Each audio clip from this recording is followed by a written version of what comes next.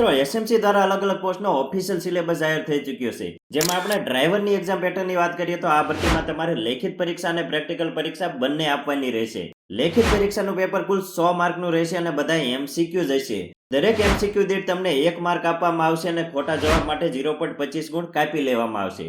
હવે મિત્રો લેખિત પરીક્ષાના સિલેબસની વાત કરીએ તો તેનો સિલેબસ કંઈક આ મુજબનો રહેશે, જેમાં બેઝિક લાયકાતને લગતા પ્રશ્નો 90 માર્કના રહેશે, જેમાં આ મુજબના કુલ 4 ટોપિકનો સમાવેશ કરેલો છે.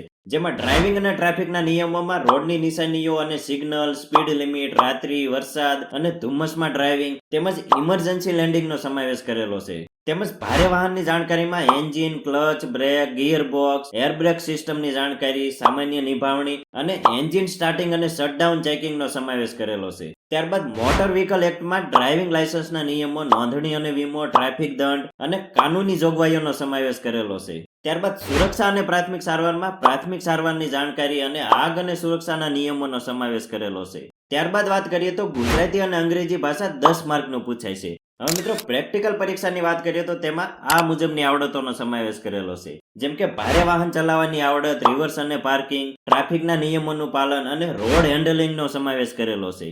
હવે મિત્રો ફાઇનલ સિલેક્શનની વાત કરીએ તો ડ્રાઈવરની જગ્યા માટે પસંદગીનો ભારાંક આ મુજબનો રહેશે, જેમાં લેખિત પરીક્ષામાં મેળવેલ ગુણના 50% ગણાય છે અને પ્રેક્ટિકલ પરીક્ષામાં મેળવેલ ગુણના પણ 50% ગણાય છે. આવી રીતે કુલ 100 માર્કમાંથી તમારું મેરિટ બનશે. હવે મિત્રો પાસિંગ ધોરણની વાત કરીએ તો તમારે લેખિત પરીક્ષા અને પ્રેક્ટિકલ પરીક્ષા બંનેમાં 50% માર્ક લાવવા ફરજિયાત છે. હવે સુરત મહાનગરપાલિકાના નિયમિત કર્મચારી અથવા કર્મચારીના આશ્રિત ઉમેદવારો હોય તેમણે માત્ર 45% માર્ક લાવવા ફરજિયાત છે.